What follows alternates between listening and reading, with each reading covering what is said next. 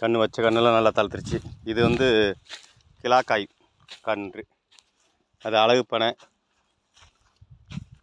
இங்கே பாருங்கள், இது புளிச்சக்கீரை காய் விதை எவ்வளோ இருக்குன்னு பாருங்க. இல்லை வெடிச்சிருச்சு நிறைய. விதை எப்படி இருக்குன்னு பாருங்க. இதில் விதைகளை எடுக்கணும். புளிச்சக்கீரை விதை, இதை தனியாக காணொளி போடுவோம். இப்போக்கு இது இதெல்லாம் மாங்கன்று வச்சோம். அது பலாமரம் பாருங்கள். இது மாங்கன்று, இது பலாமரக்கன்று.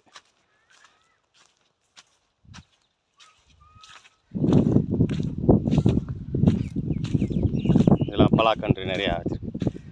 அது வெள்ளை நாவல் இருக்காது, வெள்ளை நாவல் கன்று வந்து முழுக்க இருக்குது.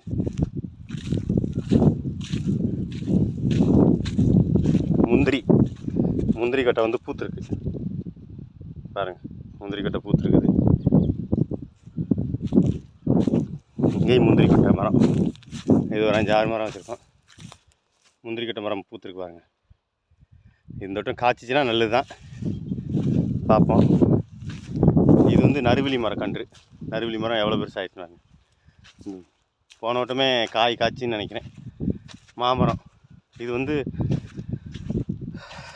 என்ன மரம், இந்த நல்லா மணக்கும்ல,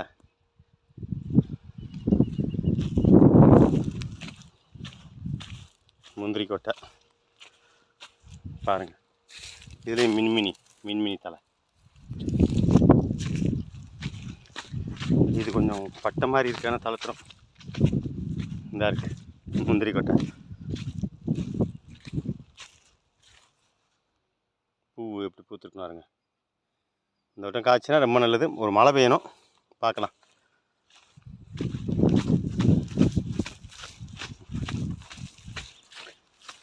மாதுளை, இது வந்து சப்போட்டா. இது நம்ம அத்தி கோயில் பலாக்கன்று. இதுக்கு எப்படியா தண்ணி ஊற்றி இதை தழுக்க வைக்கணும் நல்லா. இது இதோட ஊரணி.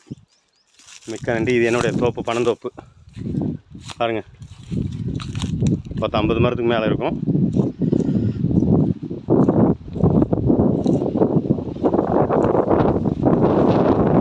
பசுமை தமிழ் பனங்கொட்டை போட்டது. இன்றைக்கி இந்த பனம் கொட்டை கிழங்கு தோண்டி இருக்கிறோம். பனம்